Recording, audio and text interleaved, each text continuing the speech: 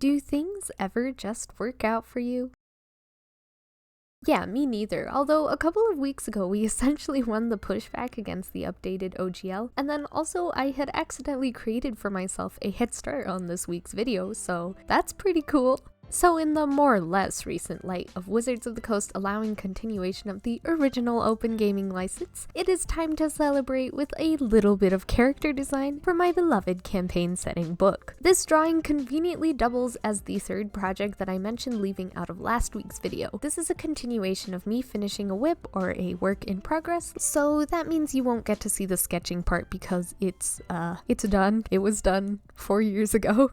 So this is the very first sketch I had done of a character that I named Ionia Vadrathar. She was originally written in as Modrive Tetserbe's right-hand woman, and the only other living humanoid who was alive at the time of the start of Modrive's reign. I made this sketch originally with the intention to do clean line art, since that was my style 4 years ago, but now you can see I'm just going in and blocking in colors as per my current style. It's almost like getting to render someone else's sketch, except it's just me from the past and my sketch style hasn't really changed all that much, or at least I don't feel like it has. While this is the first sketch that I ever made of Ionia, I did release a piece of art midway through last year fully depicting Ionia Vadrathar, and you may notice a few differences. In the 2022 drawing, she is extremely pale with angled features, black hair, and simple elven ears. 2023 Ionia has a darker complexion, brown hair, softer and younger features, as well as a more detailed ear. Not that I don't love the 2022 Ionia and her blue armor set, but that drawing was made in a rush for a lot of reasons and it had a lot less thought put into it. Pulling up this older sketch reminded me strongly what my original plans for Ionia were, as well as design specifics that I hadn't remembered the second time around. So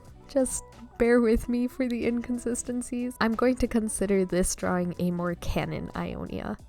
The reason why I opted for the softer face and darker overall appearance was that I had always planned her to be in very stark contrast to Modrive. Modrive is very pale with white hair, sharp facial features, and a pair of white angelic wings. These two women have spent more time together than anyone left on Vassaldal, and even though knowledge of Modrive and her right-hand Ionia would be universal, seeing the striking pair together would leave an incredibly strong impression, as if seeing both an angel and a demon in the same place at the same time. Ionia has an original backstory, however, her current backstory is a little bit in progress. In fact, I have heavily considered keeping Ionia's backstory incredibly vague for when I write her into the campaign book, maybe only giving her a stat block and a few notes about her loyalties to Modrive. I want to allow GMs as much flexibility as possible when dealing with Vassaldal and the Pantheon and all the little government systems in place throughout the land. Even down to the outcome of the war, I have no plans as to whether the new empire takes over, or the old empire regains control over the entire continent, or if there's a stalemate, nobody wins, or if there's a treaty that allows them both to continue as things are at the start of the campaign. I don't ever intend to create a clear good guy, bad guy situation, and I also plan to make stat blocks for a lot of the figureheads and influential rulers across Vassaldal, so that no matter which way the players end up going, there's enough information for the DM to create interesting battle sequences and outcomes. All my hopes and dreams and silly little headcanons aside, I do want to talk about Ionia's backstory as I currently imagine it to work, at least for my campaign, though it will be subject to change. But I need to go over backstory because what kind of lady split chin video would this be if I didn't go into unnecessarily long backstory information for NPCs? This is a little dark with maybe not as happy of an ending as some of my backstories go, so just a word of warning.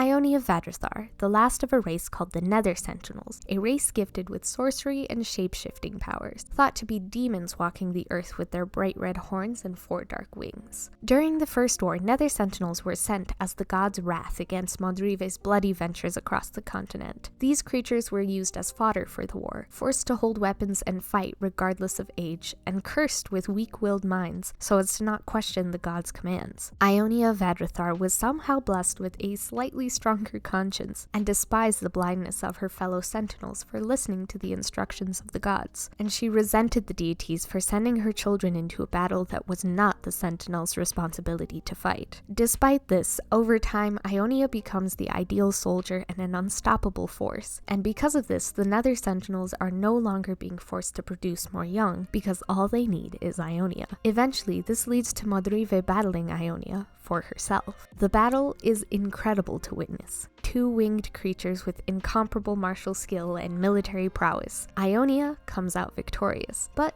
chooses not to kill Modrive. Instead, Ionia begs her to cease her vengeful war and to help end the lineage and slaughter of the Nether Sentinel. Modrive agrees to Ionia's terms, and they bury Modrive's dead twin brother and magically seal his body in a sacred tomb in Savaroth, the lands that had been scorched in anger by the goddess of death years before. After this, Modrive allows Ionia every surgery and magical ritual necessary to ensure that she will never be able to produce another Nether Sentinel again. At this, Ionia is knighted, sworn to Modrive's side until death. Sure, it's blind loyalty again, but at least it's one that Ionia chose. And I think over time their relationship advances from just one of a knight and her liege. After all, after so many years, they're the only two that don't age, and the only two with the whole truth as to the start of the Empire. And that's Ionia's story. A little tragic, and one that doesn't really end on such a happy note. There's a lot of that I would like to keep, but I'm hesitant to put it all in a campaign book, just because I'm not so sure of a few details. The first detail I'm not sure on solidifying is just the extent of the relationship between Modrive and Ionia. In her very first iteration, Ionia was nothing but a weak-minded, loyal servant, back when she was just a novel character. She only serves Modrive, and only because Modrive ended up winning the first battle and sparing Ionia in exchange for her servitude. There was no strain with the deities, and Ionia doesn't really have a strong motive to be so severely loyal to Modrive. In favor of allowing more diversity and depth to their relationship, I often think about leaving the specific terms of agreement out of the story. This could make Ionia anyone from a slave to a partner, and honestly, sometimes I feel like I shouldn't be the one to decide that dynamic. A second thing I'm not positive about is if I actually want to eliminate Nether Sentinels, or if I want to make a race variant for like ASMRs or Tieflings or Changelings. Since the whole making more Nether Sentinels is kind of a major plot point in my headcanon backstory of Ionia, if I include it, there's pretty much zero leeway when it comes to making variant races or even a new race in regards to Nether Sentinels. Then again, creating an entire race would be a lot of playtesting and balancing, and I have plenty of that to do already for some of the monsters that I have planned for the campaign book. And the last thing is that I think the less I clearly define Ionia, the more forms she can take. Just between us, wouldn't Ionia make the perfect traitor? She has a lot of built-up anger, and I mean, she left her life of servitude to be in another life of servitude, and she couldn't even save her people. This is a potential plot hook that I really don't want to force on anyone, because I'm not even sure that I want to use it. But also, I wouldn't want to over-describe Ionia in such a way that caused people to believe that she would never ever betray the Empress Modrive. So you can see my predicament here. But oh well, whatever I end up finalizing in the campaign book, in this video you have her secret little backstory just for us. I'd love to hear your own headcanons or how you would mediate the different facets of Ionia's character, or if you would write her in completely differently. Even if I don't end up putting much detail about Ionia down on paper, I always love to hear what you all think about the characters I create and their interactions with each other. After all, it's only because of you guys that Merilith, Ezra, and Isegwyn all get to run around Vasseldal in their own little trio. I truly made them with the intention of just putting them in my back pocket for a different D&D campaign, but because you all love the trio so much, now they get to cause problems together. And your support of me and my little characters in this universe I'm trying to build is more than I could have ever asked for, and I am so grateful. Now that I'm done talking about my silly little backstory for Ionia, let's talk about the silly little backstory I have for her armor. As you can see, she's wearing a very decorative, somewhat asymmetrical plate that is a bread? That is a bread? that is a brick red color. This particular set of armor is her specifically Nether Sentinel armor. The unbalanced design, the more fitted curves, the color of the material, this is all because the armor was made in a different realm. Nether Sentinel are not strictly from the continent of Vassaldal, they are from another realm or plane of existence that overlaps the area, kind of like the Feywild might be. I haven't exactly worked out the details of the realm, but I do know that this type of armor is forged through a combination of magic and nature working in agreement, and not by the hands of a blacksmith in the traditional sense. So that's my excuse for making impractical armor this time. Let's hope I can keep coming up with fun excuses, because from an artistic perspective, practical armor that isn't unique from soldier to soldier makes me sad. But on the other hand, I can't help but realize that if someone shot an arrow at Ionia's heart right now, she might not be so lucky. But shh. It's Nether Sentinel magic. It'll be fine, right? Because I wasn't as worried about functionality or the way things would attach, and I was really just trying to finish the whip without adding too much to it, I had a ton of fun working on this armor set, and that's not very common for me in armor to get along very well. There are a lot of unique features to the armor, and there's not a lot of perfect symmetry that I need to worry about. Lately, I haven't just drawn a set of armor without much consideration for function, and for this one, I put little jewels and decoration and didn't think too hard about how the fabric and metal would layer or how it would feel weighing on her. I just draw, which took a lot more brain power than one might think. I think as we get older and learn more about the way things should be, or we practice to make our drawings more realistic, we forget how it is to draw in the loose way that our younger selves might have drawn. And for me, to just color some armor paying no mind how the shoulder pauldron is just attached with no straps to her gambeson that only covers her one arm and her shoulders, it took some willpower to convince myself not to just fix and redraw everything. Perhaps in a future iteration I can think more about what she's wearing, and maybe in the context of the colors of the Empire,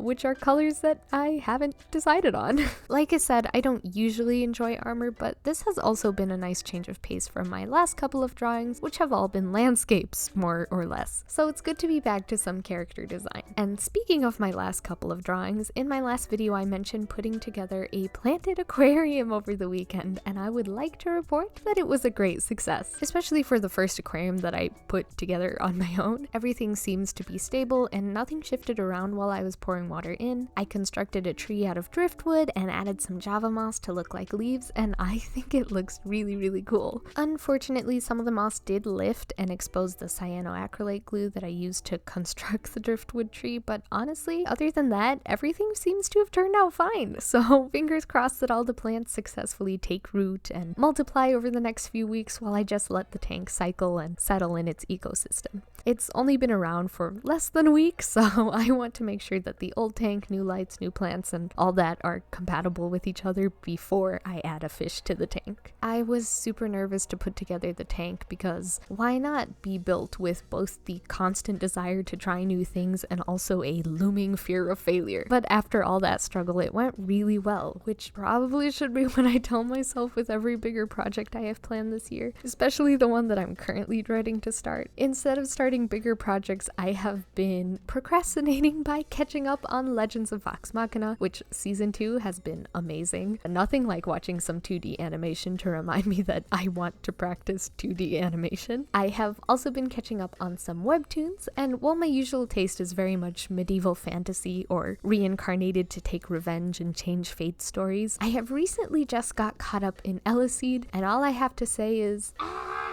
there are a lot of webtoons that make me want to start writing webcomics, knowing full well that I do not have the comfortable art style for it. Eliseed, more than any other webtoon, has made me want to write my own, as well as encourages me to buy more squeeze packet treats to feed my cats. But also, getting into webtoons has been the death of me. I feel like the first hiatus for Remarried Empress was not that long ago, and here we are sitting and waiting in the second one. That being said, I am caught up in most of my webtoons, so if anyone has any recommendations, please, I am begging.